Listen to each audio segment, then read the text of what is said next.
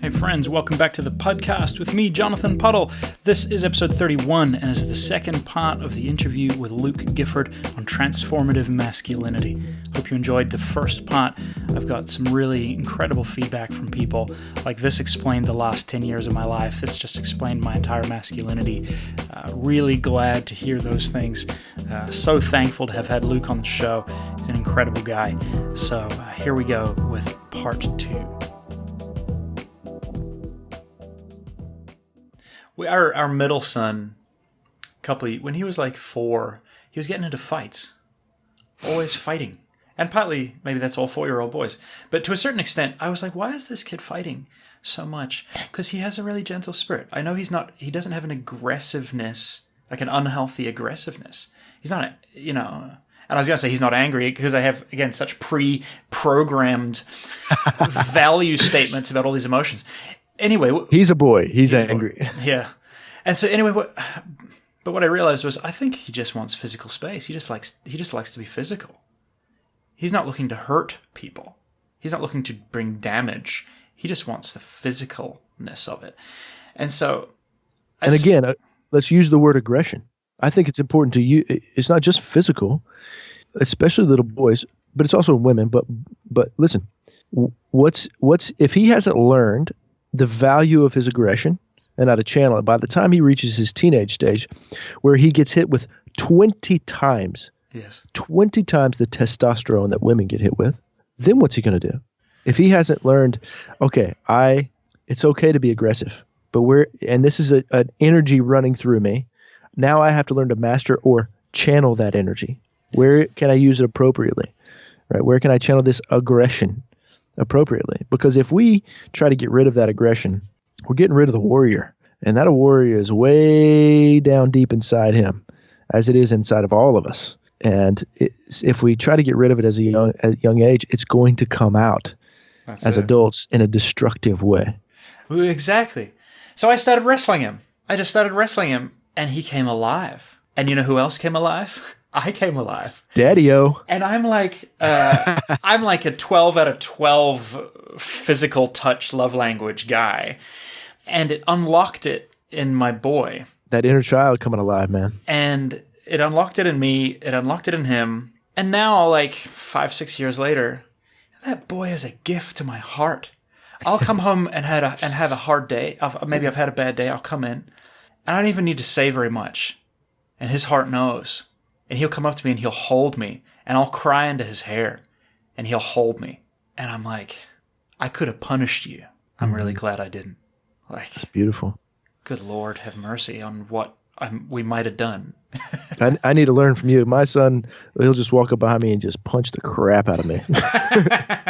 and then I'll have this huge smile on his face, right? Be playful, which is beautiful, and sometimes I get so mad, right? Right. It's like, he's just playing, but that really hurt. Oh my God. I've got a 6-year-old the size of most 8-year-olds, and he is just strong as mess. And I went through a period where I noticed that thing too, where he needed to wrestle when he's a bit younger. And I really wanted to pull it out in him. I wanted it. So, hey, as long as you can get there, you can punch me in the face. Right? That was the deal we made. If you can make it, you can punch me in the face. Yeah. And there were a few times. There was one time he snuck up behind me and cold cocked the mess out of my face. And I literally grabbed him one arm and just threw him across the room because of my response. Like, it's just your natural response, right? And it scared the bejesus out of him. It scared him to death. And I was super intense, and then I just cracked a smile. And then he just started laughing. And so it's things like that for both of us, where we both learn, and we both. But that's because it's like he suddenly got a glimpse or feared that he'd unleashed the monster. And how does he know the monster? Because it's inside of him too. That's right. Like my eldest was just driving us nuts a couple of weeks back. We had tried. It's like, it's a new year. We're going to try and do a family devotion time before bed. Good luck. And yeah, exactly. And he was having no part of it. And I was like, I'm just going to send you to your room because you're bugging me. I think so much of our discipline is just revenge. And so much of our discipline is just revenge. So much of what we dress up as discipline, man, is just is just us wanting revenge and wanting to feel powerful again because our children have taken our power away. So you submit yourself and you get on your knees, right? I send him down to his room, and I immediately followed him. And I knocked on the door, and I said, come in. And he went, and I'm like, all right, I'll come in. I lay on the bed beside him, and I said, what's up, bud? And he's like, I waited him out. I said, is there something going on, bud? Because it's actually been like 5 or 6 months, and he's been increasingly disengaged spiritually. And he'd had a real spiritual vitality. And so he's like, yeah. Eventually, he's like, yeah, something's going on. But I don't want to talk about it. I don't want to talk about it with you. I'm like, cool. I told him a story when I was a little bit older than him, and I'd just done something stupid and lied to my parents about it and felt really bad. Just talked about, how good it felt to share that burden with someone. Just that I felt a lot better after I'd shared it with my parents. Mm-hmm. Eventually he rolls over and he's like, Daddy, I feel like there's something I want to tell you, but I'm a bit afraid. I'm a bit scared of it. I said, all right, cool, bud. Well, you can do whatever you like with that, mate. Mm-hmm. Come on. You can get over your fear of it if you want, or you can Mm-hmm. stay afraid of it, or I'll be here anyway, and nothing you can say will change the way I feel about you. That's right. And he said, Daddy, I feel like there's two creatures inside of me fighting. Ooh. There's a good one and there's a bad one. And his voice cracked, and he said, I feel like the bad one's winning. And so, you could interpret that in a number of different ways, but we just had a little chat about the sinful nature, and I just said, look, Jesus conquered sin, bro, and he just lets us enjoy the victory. So we don't even have to try.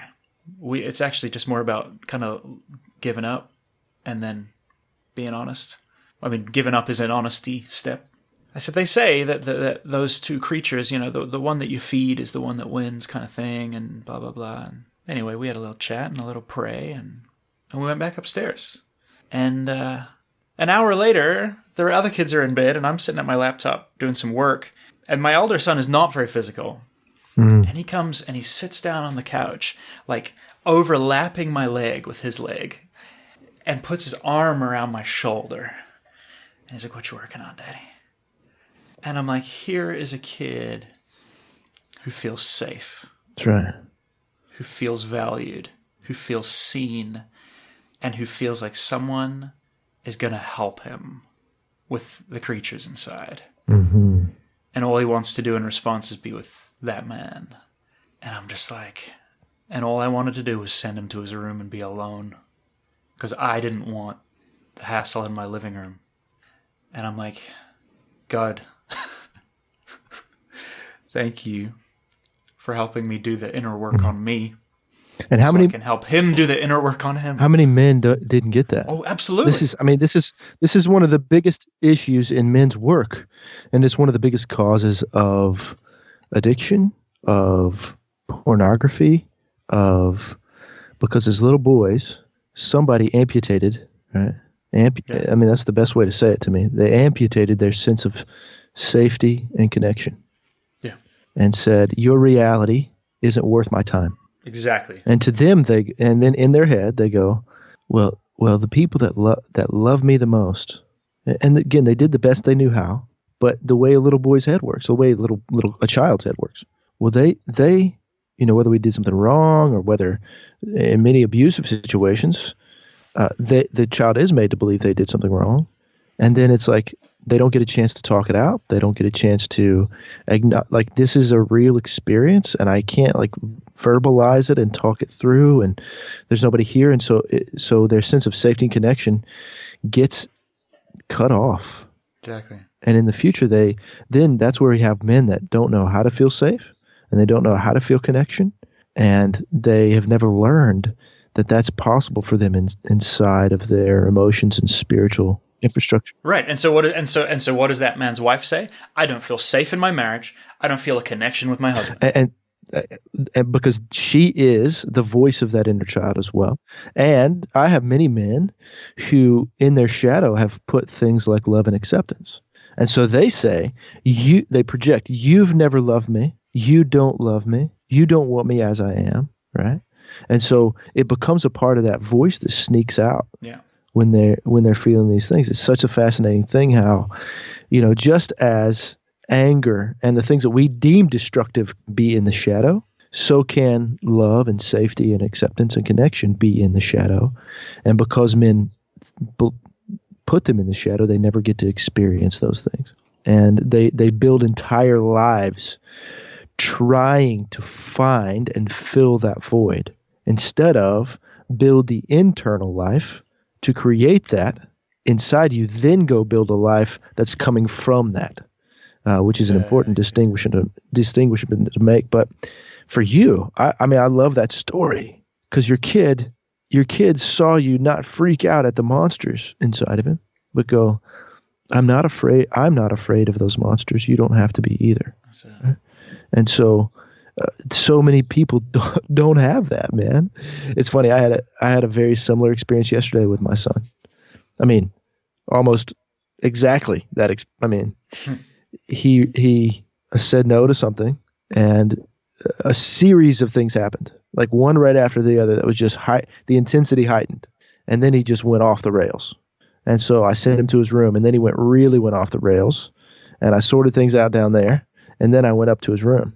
And I'm actually in his room right now, upstairs in my house. It's like a 700 square foot. It's huge. It's just our entire upstairs. So it's a lot of space. And I just sat in the room on the other side of the room. And he kept going, and he would go away. I don't want you in here. And I'd sit here. Finally got to, what do you want? What do you want from me? I was like, I don't want anything from you, man. I'm just going to be in here with you. Come on. I don't want you in here. Go away. Nope. I'm not going anywhere. What do you want from me? I don't want. Well, then what do you want me to do? It's like, I really don't want you to do anything other than what you're doing. I'm just here to let you know that you're loved no matter what you're doing. And I'm not going anywhere. And we just hang. And finally, and my son, I don't know if you know the Enneagram. Yep. So my son, we're leaning pretty strongly toward him being a 5. Sure. So he's very like you can watch his the mechanics in his mind turning when he's trying to, and he figures stuff out that way. And so I just said, trying to speak his language, interesting misunderstanding of what many of us as Christians have been taught, that raise a child in the way they should go. The actual original is more to the spirit of raise a child in their way and never depart, which puts the consciousness back on the parent, not on the child. And so knowing that, I just said, okay, let's come here. I said, let's just talk through. I was like, I love your anger, man. And I just laugh at him. I was like, it's amazing. Like, your ability and your power is unbelievable, and I love it. And I don't want it to go anywhere. I just want us to be able to use that for productive, generative things. Like, I want you to get what you want, because sometime in the future that's going to be amazing for you. But let's not use it destructively against other human beings. And so I said, what are some? Let's talk through what just happened downstairs, moment by moment, and I want you to see if there's something else in you that would choose a different way. So then he feels shame. We go through one part of the story where he did something he's ashamed of, but he projects the shame onto the moment with me, where he says, I don't want to do that. That embarrasses me.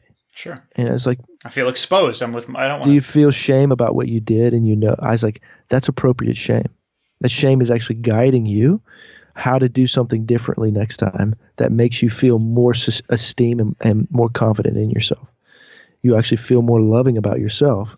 So we just walked through that process, and it was, he saw that he could make different choices, and he saw that there was another part in him, and for me, it was a very, I was just so proud of him, and I was also proud of myself, because there are times in my life where I have been just a rear end to my son, right? Where I have just, and a lot of times, not even about revenge, but about just not knowing what to do. Oh yeah. Like, I just don't know what to do in these situations. I feel like I'm a kid most of the time trying to parent.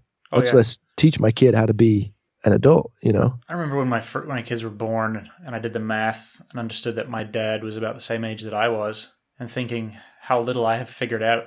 Oh, all gosh. Of a sudden, I'm like, and just grace poured out of my being from my parents. It's really true, man. I sat down to write this morning. I'm going to say this morning, by the time that this podcast goes up, this post may already be up. I sat down to write something else, and something else began to flow, and so I jumped over to it, and I just suddenly, began to realize just exactly what you just said, that it's like we were all told we were too loud, we were all told we're too boisterous. And now I'm recognizing that communication is something that actually I'm meant to have. It took time to work out the rough edges and so on. But I'm like, it took me, this is what I was writing. I said, it took me time to learn that volume isn't the most powerful form of communication. Or that volume isn't the most powerful way to communicate. And then I was like, man, what if we as parents help our children understand their power and understand all that? What if we can strategically ignore certain behaviors, not sweat the small stuff, so that we can dive in, and help those little people become big people on the inside. And I was like, man, that's it. I've been chewing over this last couple of weeks. Like, I have this terrifying suspicion that God spends most of his time ignoring my bad behavior. And that's terrifying because it has ramifications for what I should probably be doing to my children's bad behavior. My definition of acceptance is nothing needs to change. Right? So to let that sink in, nothing needs to change. And if we can begin in that, right, instead of immediately thinking something needs to be different from what's happening right now, nothing needs to change. And in saying this, how much drama do we as parents juice up in moments of where our kids live a drama, and they don't know any different? Well, that's just it, because we see so much of it as, like you said, as misbehavior, right? Like, we filter it as misbehavior. Yeah. It's so fascinating. When I talk to people about, I talk a lot about parenting and discipline, especially. I've written as well in my forthcoming book about undiscipline, just because it's so different from what we've kind of been raised with. But as soon as I talk to people about moving away from corporal punishment and moving away from harsh discipline and timeouts and all this kind of stuff, people say, so what? I should let my child run across the road? Every time that is the response. And it's so illuminating, because a child running across the road is not like, they're not being disobedient. How many children, in the sense of like, do you know that got hit by cars? Not that, I don't know. Not that many, right? No. Not that many. I mean, there are tragedies. I remember as a kid, there was a kid who got hit by a car and killed. But it's like, and even if it happens, it's not happening out of a kid's like desire to do wrong. That's right. Like, this is a child exploring the world around them, maybe exploring the boundaries of their parents, maybe exploring what obedience looks like in a certain context. But it's not like I woke up today. I don't think any of us wake up today and say, I'm going to be evil today. I'm going to, in a vacuum, just cause pain. That is all I want to do, and there is no trigger for it. I just woke up today and decided to be evil. I think it's all reaction. And like you said, the drama, man, like, if we could look at our kids and understand that maybe their noisiness doesn't need to change, I think you got it. I think that acceptance thing is it. Yeah, and I think most of the issues with our kids are, I want to say this as clearly as I possibly can. Most of our problems with our kids aren't our kids, but it's our problems with our sadness, our problems with our own grief, right? Our own depression, exactly, our own stuff. And if we are buying into the drama of their lives, we are not looking at the drama of our own inner world. That's it. Right, and it's causing a whole lot of extra drama. Right. That's it. So an unhappy parent is going to perpetuate unhappiness in their child. We had my daughter had a yeast infection. She's 3 years old, so that's just another level of intensity in her life as it is. And we experiment a lot with deep diving our own stuff whenever our kids get sick, or whenever we're noticing something going on in our kids emotionally. The first thing we try to do and want to do, especially if it's patterned, is to see if there's something inside of us that is causing this to manifest in our children. And so, and it was a fascinating thing. I deep dived. I did an emotional deep dive on myself after like, and sometimes we get just caught in our life. We're doing what we're doing, and it took me almost almost a week to just go, oh, wait a second. I may be causing this, and this is the way that I kind of, my wife and I had a conversation this morning about it. And we were kind of going back and forth about something, trying to find the root of it. And I just go, you know what? Once again, I already know what the thing is. I'm the nucleus of this situation. As the man, I assume responsibility for all of it, even the stuff that the metaphysical stuff that you wouldn't even imagine, or in my kids, I want to assume the responsibility from a powerful place, not from a shaming place. But are there some practices in my life that I can do spiritually and emotionally that will actually set them free from having to carry the burden for the family? And if dis-ease is happening in their bodies, is there something in me that I'm not feeling through? So it doesn't have to manifest in their body. Let me look here. Let me look inside my own body, my own heart, and see if there isn't some emotional cesspool that I haven't accessed yet. So let me use this as that. And I've been suspecting for a while, maybe that's all that scripture means about being the leader of your home. I'm like, maybe the only privilege that I get is to apologize first and to own it and see myself as that nucleus, like you said, which is not like the world orbits around me, but Well, and that's to me like God. The scripture says God, Jesus, husband, wife, child. Yeah. That's not an authority over. That is a stewardship of energy towards. Right. That's good. God is clear in his energy and direct. Jesus did the work that he needed to do to become clear in his energy. Now it's my responsibility as a man to do let's start just by ownership. This is all mine. God says, this is all mine. I'm going to be my best, and I'm going to give it my love. Then Jesus goes, I got to figure out how to do that. And then he did that. And then he became the next expression, a conduit of love. And I'm not talking like the fundamentalist definition of love where we've got to do, I'm talking like fully open to owning all the crap. What if I were to say all the crap is mine? I mean, literally. Which is what Jesus did. Yeah. Now that's the husband's. And by him doing that, it makes him the conduit of the love energy that passes down to the wife. And then the wife does the work. Okay, this is all mine, right? And so, when the wife is complaining, it's never really about the words that she's saying or the specific things she's complaining about.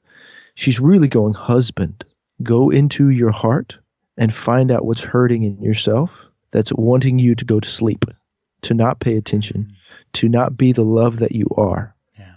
Right? And then when the children are doing something, often it can point back to the wife not doing the work inside herself, inside her heart, to be the conduit of that love. So you're right. I mean, you're right, in my opinion, in my very strong opinion. I think this podcast has expressed some very strong, wonderful opinions that I'm high-fiving my heart about. Just before we got on the mic this morning, we had a little dialogue over Instagram. You had posted an image that said, humility is a byproduct of accepting your greatness. Mm-hmm. And then just said discuss. Like you didn't care. And so I had commented, I said, when I see my greatness as designed by God, then it's not about me as such. My greatness isn't because of me, but my greatness is waiting for me to grasp, to cherish, to unleash it. I have an agenda. I have a strong agenda in this, so continue. Of course you do. Of course you do. Of course you do. Yeah, no one says discuss without an agenda. And then you replied, what if it actually is about you? What if God designed it to specifically be about you? And what if that's the point and your self-esteem depended upon it? Mm-hmm.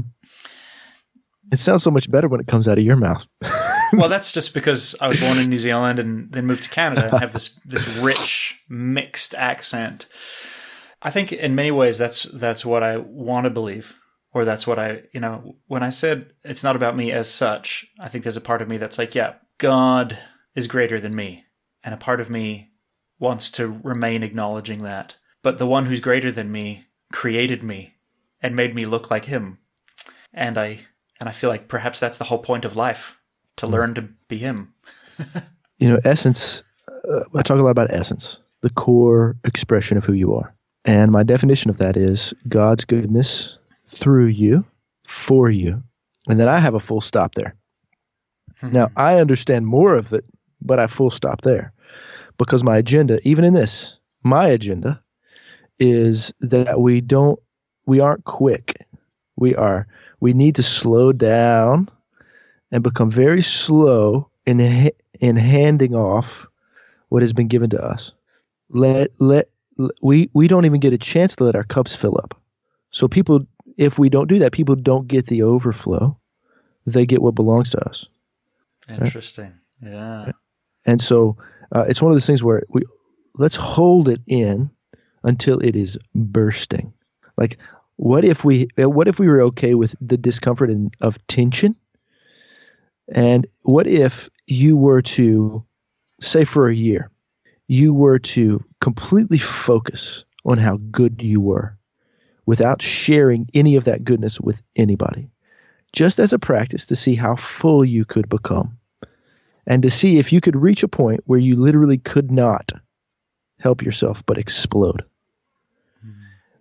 How much deeper into the root system of your being would a sense of your own goodness become?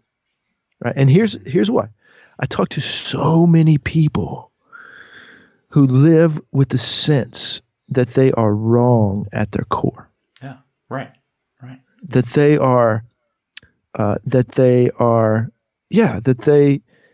are sinful in their nature. Now, I believe a little differently than a lot of people. But if I'm made in God's image right at the beginning, that's my nature, right? And I have a shadow. I have a part of me that's developed because life took a crap on me. Yeah. My work now is to uncover that shadow because it's not evil, right? Those things aren't evil. Keeping them unseen and unloved can become evil. Yeah. And so, anyway, that's my agenda. My agenda is, whoa. This guy made it all about you. He made it. Let's full stop. You are great. That greatness is for you to fall in love with yourself. Full stop. Don't give it away. Giving away too soon has caused a lot of false humility. That's good. Arthur Burke. Oh, you know him. Oh yeah. We bless the spirits of our babies every night.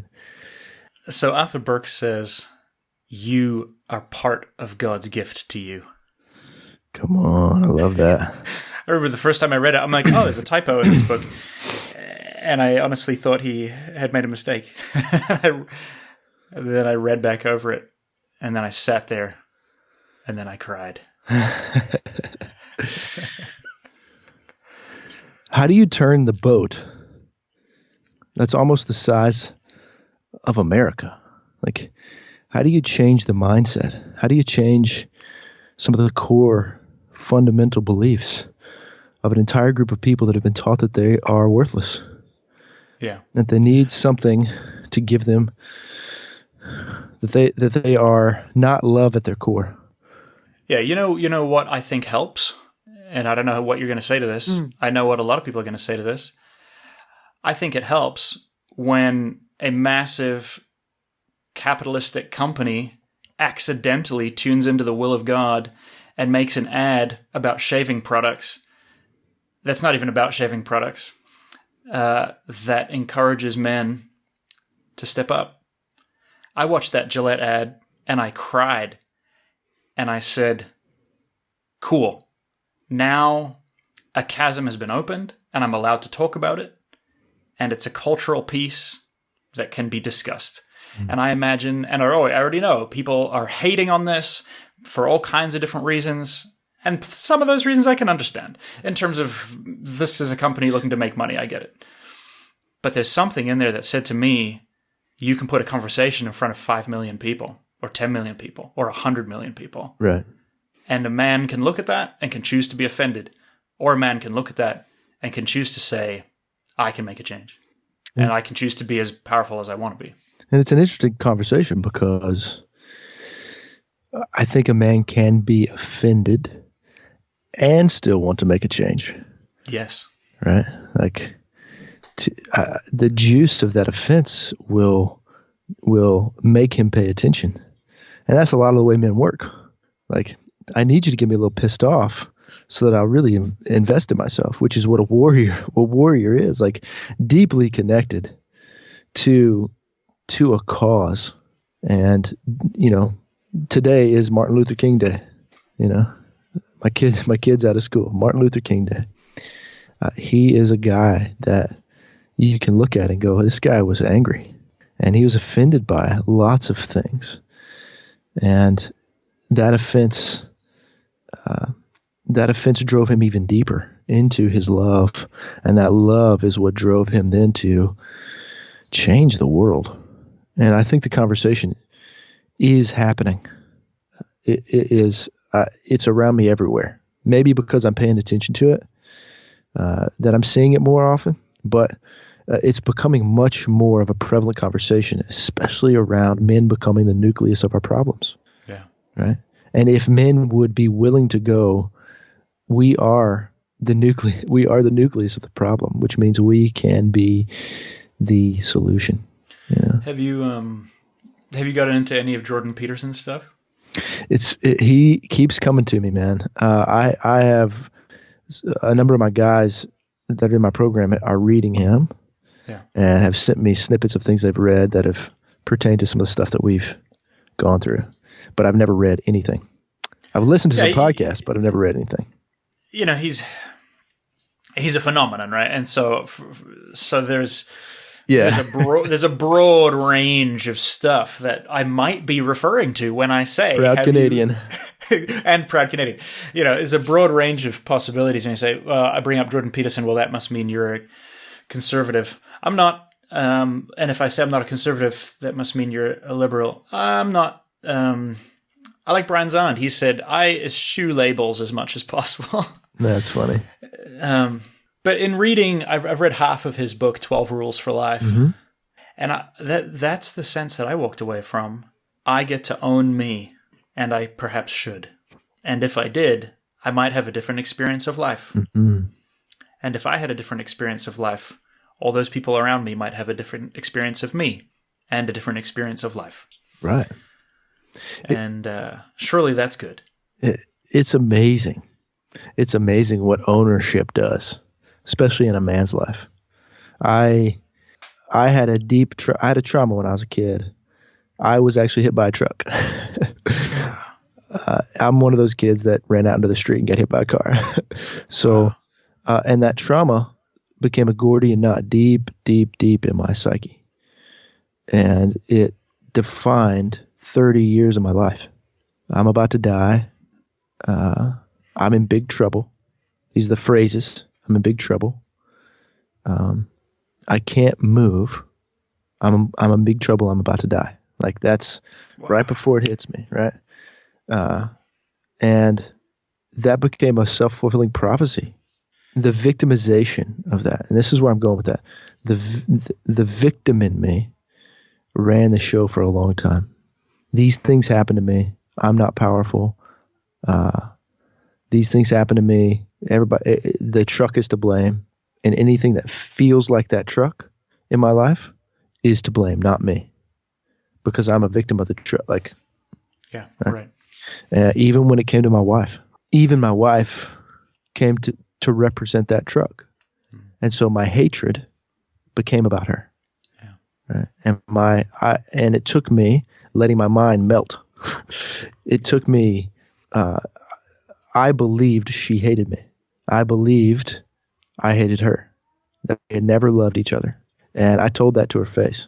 And I was in our marriage. I was with other women during this process where we were separated, right at the beginning of it, and then when we separated. And I blamed her for all that. Right? My perception was so frozen. I was so locked up, and was not able to own any of the things that I caused, any of the toxicity in our marriage. And I made it all about her, and she became my scapegoat. And it wasn't until I spent 2 months almost every night. I was in this little apartment and my mind would, just like you said, yours was shattering. My mind would melt. I would literally feel my mind, all the barriers in my mind, all the definitions in my mind, all the things in my mind would just melt away. And down in that space, and this all began by God asking me a question. I wonder what your life would be like without me. I wonder who you would be without me. And now I got baptized when I was 6. Like, I've been pretty dedicated, to a life with God, and never had any backslidden times in my life, quote unquote, as they call them. And for me, as a rebel and as a mystic, I was like, well, that'd actually be pretty important for me to know. Like, if I really want to know about God and know who God is and have a relationship, it's really important to know what it's like not to have him. My question back to God, I wonder who I am without you, man. I'm down to find that out. And I had no clue that was what was actually going to happen. And I lived a whole period of my life without any sense of God. And not just that, but I lived a period of my life fully on, I don't need this God I've been given. I don't need you. Right? It makes me think sometimes of Pharaoh, where God told Moses, go free the slaves, but then it says, but God's spirit came on Pharaoh when he said no. Right. Which is confusing. Can be confusing, but also you think about that story, and Pharaoh, his heart became hard because God made it hard. Yeah. That all worked inside of his own mind. So it has to make sense to him. So it makes sense to him that this is the right decision. For me, it was all this was happening. And then I got to a point where in the middle of that, the whole infrastructure of the way my mind thought and made and put itself together melted. And I was riding, just like Utah, riding a stallion. I was riding the edges of insanity is what it felt like. Am I going nuts right now? Am I insane? What? I feel like my mind is falling apart. Everything's just, all the sense of any walls are gone. This is the most bizarre, strange experience I've ever had. And it was in this dark abyss, and this is what it felt like, a dark, empty abyss, that I began to feel my worthlessness, my powerlessness, and my intense loneliness. And it was down in here that in that mud I began to just fashion, and I visualized this. I'm alone, and I'm going to fashion these bricks out of this mud of loneliness, and I'm going to build something out of it. And I began to do that, and it was as I began to do that, then as I built some sense of myself again from worthlessness, powerlessness, loneliness, that I began to feel a sense of power, and a sense of witness, and a sense of worth being built from these things, from worthlessness, powerlessness, loneliness. And then the proverbial, since you've asked me to keep it clean, crap hit the fan. And on Good Friday morning at 12:02, my wife called and asked me the most direct question she could have asked me: have you been with another woman? And so Good Friday, so over the next 3 days, I had to tell her about the 3 women that I've been with. And I knew now is the time. If this is ever going to happen, we have to. And it was on Easter Sunday morning that I got a text saying, you've lost everything, from her and from a man that I would have considered, and I still consider a father to me, spiritual father. And they both said, you've lost everything. You're lost. You lost your wife. You lost your kids. You lost everything. And it was in that I believed it. I have done the worst and been the worst, and now I've lost everything. And it was in that moment, about an hour later, that I felt, and I've looked this scripture up now, but I felt God clothe me. You have been to the bottom of who you are. You have made something of yourself by yourself. This is who you, that man that found the worthlessness, powerless, and loneliness and did something with it. That's who you are. That's the man that you are. And I'm proud of that, man. Now I'm going to clothe you with this divinity. I'm going to clothe you with this. I'm back, right? Put the mantle back on you. And I felt it. Like, it was the most bizarre, crazy experience for me. And that night, Krista called. She said, what's your plan? What are you doing? Let me go back one more step. Then I had to tell all this to my dad. On Easter Sunday, it's my dad. And this is life-changing for me. I tell him everything. I just spill everything. And my dad says to me, he doesn't berate me, doesn't get upset with me, doesn't get mad at me, he says, Luke, you've always been too hard on yourself. How can I help you? Which is very much a voice of God to me. And which is just, for me, was beautiful. And then that night, Krista called, what's your plan? And I said, I love you, and I've given you everything, including my hatred. Right? And I've come to terms with my hatred. And you are God's representation. You are God as unconditional love to me. That's what I think I said. And so I'm coming to you. She was off, like she was hours away. And I got in the car and took off. And it was fascinating because this is all my initiation process. This was all me coming to terms with the darkest parts of myself. And it was all me living out the worst that I had in me, which is what a man would be without God, right? There it is. And then from that worst, being able to find value and find acceptance, right? And it was like my whole life I'd lived not knowing what acceptance was. I have no idea I just lived with this sense of shame, and I'd never done anything wrong. Now I've done all these things wrong, and they are what they are. Yeah. And I had to go, well, here we are. Luke, I accept you. These are a part of who you are. Doesn't make you any less loved. I love you. So if anybody else wants to love you, they're just cherries on the top of the love you have for yourself already, even in the darkest of who you are. And then our whole life changed. It's just, a man was born, right? And then this man, my deepest call now is to open the hearts of men. And absolutely. So that's my story in that process of being a victim and moving into an ownership, the deep ownership of this energy of love, and what it took for me to do that. So rich. Thanks for sharing that, man. Yeah.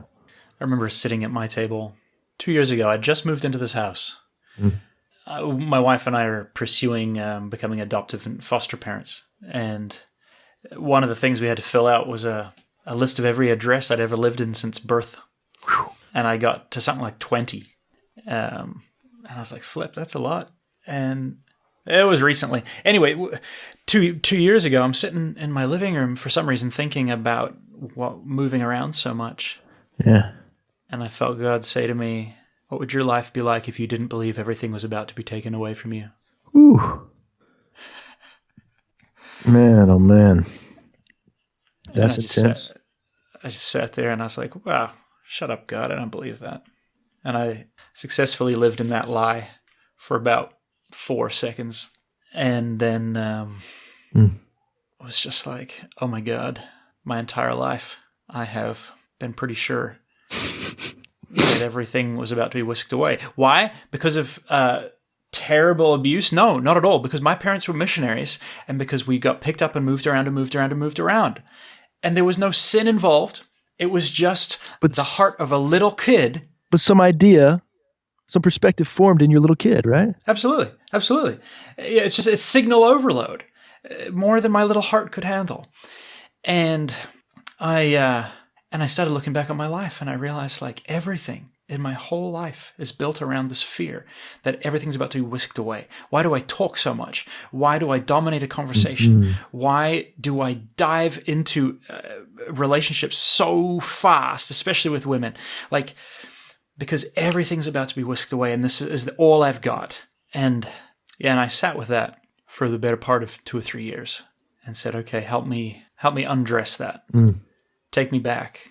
And I didn't feel like it was a very conscious process. I just sort of said, okay, I'm willing. Yeah. And which is probably the most dangerous and beautiful thing you can say. I'm willing. Yeah. And then about 3 months ago, I was doing a heart sync inner healing session with a guy down your way. I won't explain it in detail because it's a very, very long story. But the end result, towards the end, I got this picture in my mind of a coffin buried under concrete, and it began to resolve in detail. And there was a child in this coffin, and I'm kind of like, this is weird.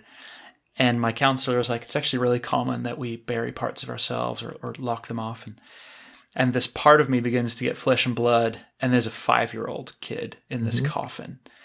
And the vision continues, and basically I realize this is 5-year-old me, the dreamer, full of passion and life before any of this. And this is the part that the rest of my psychological framework doesn't trust, because he's fearless, because he's bold, because he dreams audacious dreams. And I'm sitting here over Skype with my counselors, bawling my eyes out, as the rest of the parts of me kind of realign and forgive and repent and accept this 5-year-old kid. And it's like, God's like, that's what you were like before you believed that everything was going to be taken away from you. Come on. That's beautiful. That's beautiful. Luke, would you pray for us? I would. But I'm going to talk to you about how I pray. Please. I have a practice that I do where, your heart has a part, your physiological heart has a part called the intrinsic cardiac nervous system. And it is like a little brain inside your heart. And it holds memories.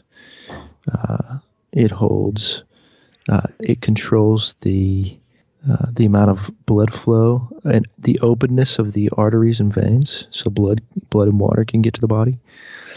And so it also controls the electromagnetic current of the heart. And the heart's electromagnetic current is the only organ in your body that can bring all the other electromagnetic currents of all the other organs into rhythm with its rhythm. The other ones can't do that, just your heart. And that's a physiological fact. How do you do that? The quickest way to do it is for us to put our hands on our hearts, put our hands on our chest where our hearts would be, close our eyes, focus all your attention on your heart and your chest. And then begin to feel gratitude. Whatever the feeling of gratitude is to you, feel it. You might picture your youngest child or one of your children, and that's the way gratitude is presenting itself to you right now. You might feel thankful for a job, or you might feel thankful for yourself, that you exist right here and now. But we imagine that all the energy from everywhere in our bodies is being sucked in, pulled in intentionally to our hearts. And the deeper we can focus our attention on our hearts, the stronger our hearts become. And then I just imagine that everybody listening to this experience feels what I feel. I hope they know how loved they are. I hope they know deeply in their roots how grateful I am that they exist right now in this moment. I will, within myself, that all of them know that they are being held inside my system, my awareness, my spiritual world, and that with everything I have, I am pulsing love through myself for them. A love that would reveal to them their love. A love that would transform them in a moment. That they would know that they are worthy of their own love. That they would know that they are worthy of their own gratitude. That they would know that they are worthy of God's love. and that would be something that sets off a fire in them to find out, if they haven't already, how valuable they are as a being here on earth. And because I don't want that to end, I just let it be open into my inner universe. And I just say yes to it.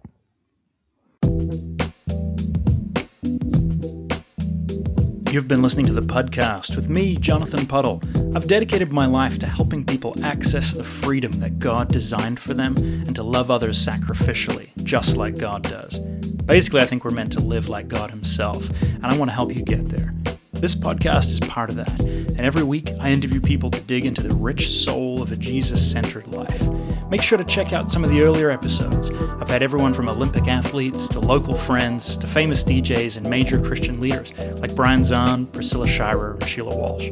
If this podcast has been a blessing to you, head over to jonathanpuddle.com and grab my free book, You Are the Solution to Someone's Problem. I'm pretty sure it's going to brighten your day. And if you enjoy that too, then would you consider supporting me on Patreon? You can get one-on-one spiritual coaching from me, as well as a private supporters-only podcast with unique content that I don't make available to the public. There's a number of other benefits there as well.